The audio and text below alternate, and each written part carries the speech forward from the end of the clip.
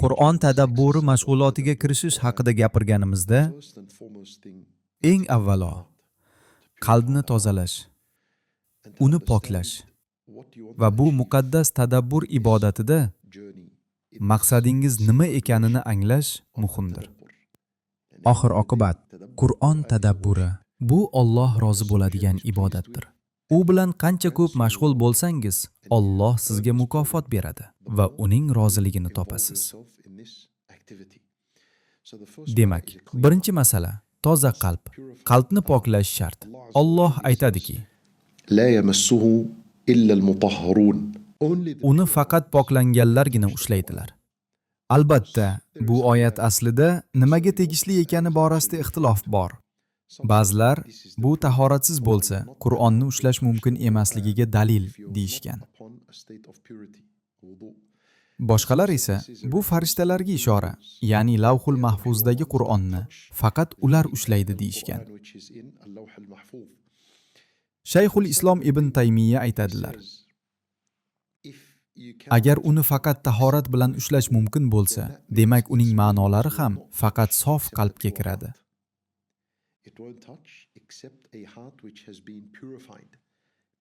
U shirkdan, gunohlardan, bid'atlardan va qalbning barcha yomon illatlaridan poklangan yurakkagina joylashadi. Shuning uchun birinchi navbatda qalbimiz toza ekaniga ishonch hosil qilishimiz kerak. Usmon roziyallohu anhu shunday deganlar: لو طهرت قلوبنا لما شبعنا من كلام ربنا. agar qalbimiz pok bo'lganida edi, Allohning kalomidan aslo to'ymasdi. Faqat och bo'lib turaverardi. Yana va yana xohlayverardi. Bu esa bugungi kunda odamlarning Qur'ondan, uni o'qishdan yoki tadabbur qilishdan nega tez zerikib qolayotganini izohlaydi. Ko'pincha ko'rasiz, odamlar Qur'on bilan 5 daqiqa o'tirishi bilanoq zerikib qoladi, erinchoqligi tutadi yoki uyqusi keladi. Muammo qalbda. Gap vaqtda emas, chunki vaqt hammamizda bor. Qarang, ertalabdan kechgacha vaqtingizni kuzating. Nimalar qilyapsiz? Aslida qancha bo'sh vaqtingiz bor edi-yu, qanchasini bekorga sarfladingiz? Telefonni maqsadsiz titkilashga qancha vaqt ketkazdingiz? Nima deyishardi uni? Palapartish ko'rishmi? Doom scrolling deyishadi. Bu bir kasallik, doom scrolling. Qancha soatlar ketdi? Agar hammasini yig'sangiz, balki 4-5 soat chiqib qolar. Telefoningiz esa bunga qancha vaqt ketganini soniyasigacha ko'rsatib, sizni fosh qilib beradi. Ko'pchilik odatda shunchaki vaqtini sovurmoqda. Vaqtlardan hech qanday unumli foydalanishmayapti. Demak, gap Qur'onga vaqtim bo'lmaganida emas.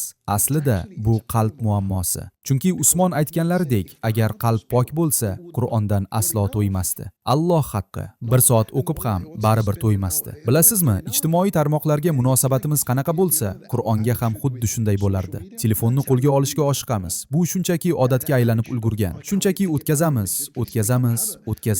Nima qilayotganimizni ham bilmaymiz. Nima ko'rayotganimizni ham tushunmaymiz.